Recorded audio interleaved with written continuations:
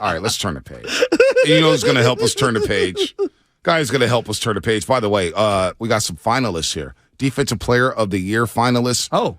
Nick Bosa. Oh, for football. For football. All right. Let's just turn the page. Yes. And we're going to get Sorry, basketball. I just had to get that off. No, I need to get it off. Baseball's laughable. It's a joke. Defensive Player of the Year finalists. Nick Bosa. Micah Parsons, Cowboys. Chiefs defensive tackle Chris Jones. Very worthy. Very deserving. Very worthy. It's good to see a defensive tackle who doesn't necessarily have 25 sacks, getting recognition because he was a game wrecker. Chris Jones had like 15, 16 sacks this year, I want to say. He had a monster unbelievable year. Monster year. But normally we only do that when it's like Aaron Donald who had 20-something sacks. Right. Now we'll allow you in. Right. Rookie of the Year finalists. Kenneth Walker III, Seattle. Garrett Wilson.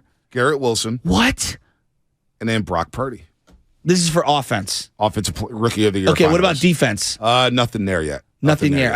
You would think Sauce Gardner, right? Correct. So I got the defense here for you guys. So Jets cornerback Sauce Gardner, Lions DE Aiden Hutchinson, and Tariq Woolen for the Seahawks. That's a good list. So Brock Purdy sneaked in there. More Niners, by the way. Comeback Player of the Year. We have, drum roll please. I just had it. I'm losing it. Christian McCaffrey. Good. Yep. We got CMC, Geno Smith. That's a really good one. And Saquon Barkley. That's a great list. So here's what I would say about Geno. Can you be comeback player of the year if you never arrived? And I'm not ripping him. I'm saying like the other two guys had great years and then got hurt and fell off. Kind of like a comeback career. Yeah. Comeback career. I kind of like the Geno story though because he basically got benched. Yeah. We knew him from getting punched in the locker room. Yeah. We knew him from replacing Eli Manning in a game. Remember he was in that game at the Coliseum against the Raiders when they benched Eli Manning, Ben McAdoo. He started Geno Smith over for Eli that game. And then went back to Eli. It was absurd. Marshawn had a sick run in that game. I think it was like a 70-yarder. I remember Old man Marshawn there, too. One more Niner here for you guys. AP Coach of the Year finalists. Give it to me. So we got Brian Dable of the Giants, Nick Sirianni of the Eagles, Sean McDermott of the Bills, Doug Peterson of the Jaguars, and Kyle Shanahan of the San Francisco 49ers. 5 for that one. Wow. You could give him, you could make a case for all 5 of those coaches. I wouldn't be mad with any one of them winning it. Dayball, Sirianni, Dougie P. I'm not mad at that. I don't know if Brock, what he did was outstanding. But for him to win Offensive Rookie of the Year, I'm not sure he played in enough games for me.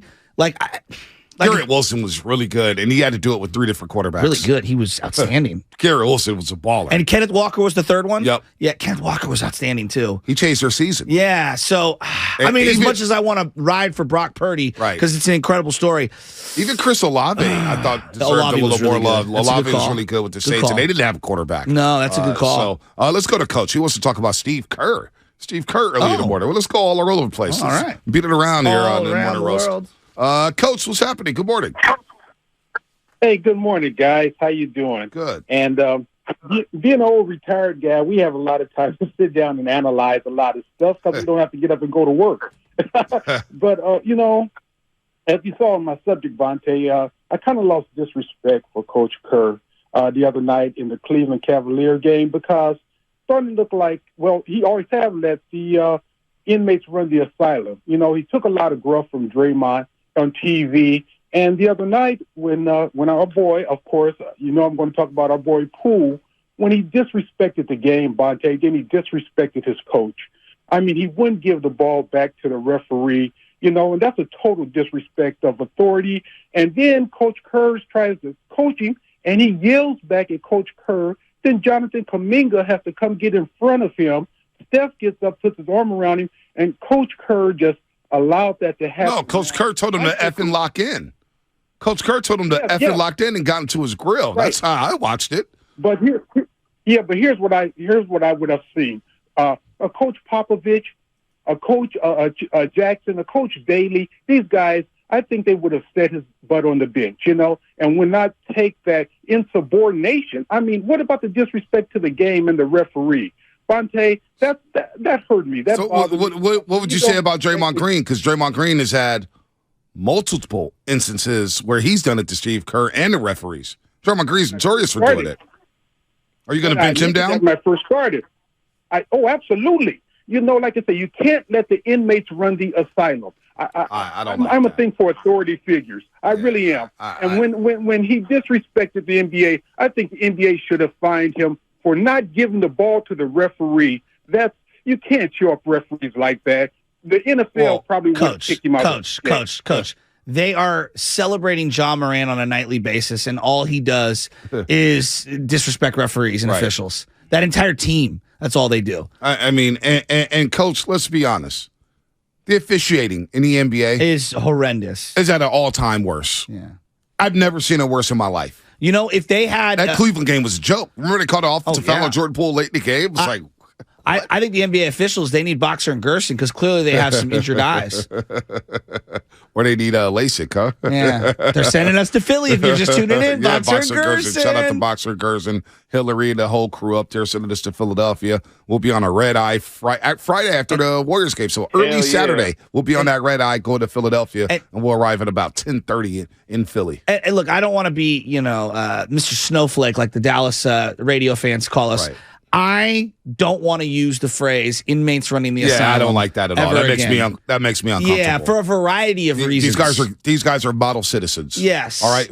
These guys, Jordan Poole's a great dude. With mental health being what it is, can we just change our vernacular? And I'm not ripping Coach. And Coach, we've all used that phrase. Coach has a hard on about Jordan Poole. Yeah, I mean, because Jordan Poole held the ball. He was not happy with that situation. First of all, I thought it was a questionable offensive foul. And Steve Kerr got into his grill. Jordan Poole didn't say anything back to Steve Kerr.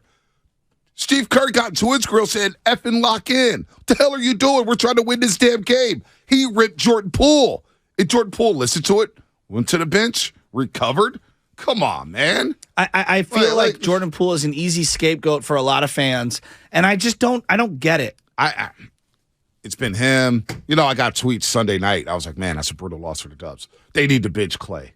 Clay just had one of the best 11-game stretches of his entire career. Yeah. So he's been really good.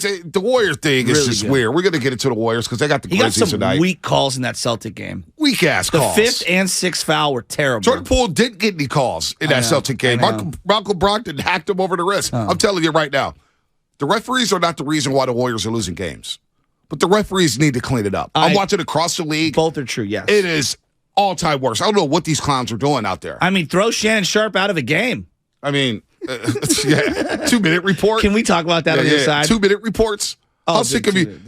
After the Celtic game, the NBA released a report with the Warriors. Celtics said, the referees missed 5 calls that would have favored the Golden State Warriors. You tweeted something out about the officials at the end of the game, and what was my response to you? Yeah, we're going to get a 2-minute report. I said it's okay. The 2-minute report 4 days from now will tell us that we were right, even though this will still be an L. I'm going to go easy on Coach. I just don't get the Jordan Poole hate. And when you say we're letting the inmates run the asylum, that's what McNair said down in Houston, and I don't like that. Can you spike the ball here? Because I'm hearing clock, clock, clock in my head.